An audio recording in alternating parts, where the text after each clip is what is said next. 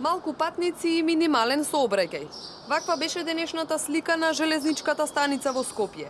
Сообраќаа само возовите за Битола и за Гевгелија, како и меѓународните Белград-Скопје-Солун и Солун-Скопје-Белград.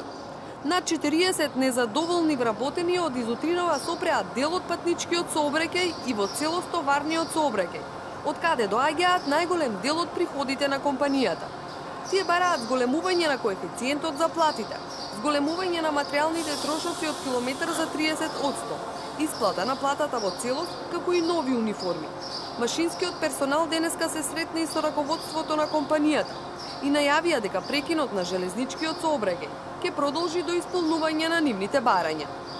Барањата се, како што добро знае јавноста, исплата на редовна плата, што не е исплатена се уште априлската плата во целост, само дел, тотална блокада. Со исклучок на меѓународниот воз од Београд, Скопје, Гевгелија и обратно, само тој ќе сообраќа. МЖ Транспорт може да го прифати барањето за додатоците на плата и не би имало големо финансиско оптоварување во постапка и набавката на работните униформи.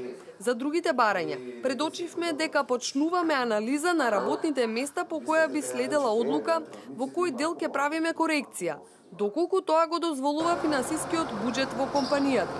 Веќе се формирани и комисии за анализа на работните места, изјави за телевизија Нова директорот на Железница Игор Коруновски. Меѓутоа, сепак ние направивме анализа и го прифативме барањето за додатоците на плата.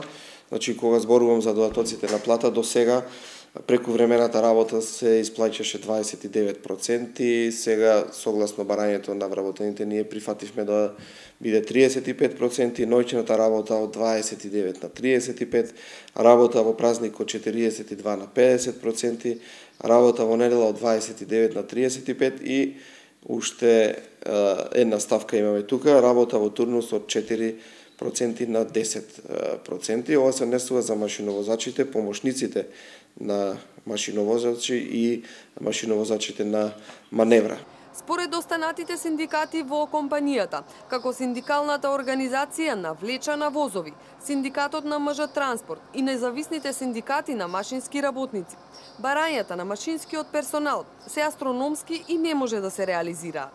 Од Министерството за транспорт пак соопштија дека во најкратко време ќе се разгледаат сите законски можности за решавање на проблемите.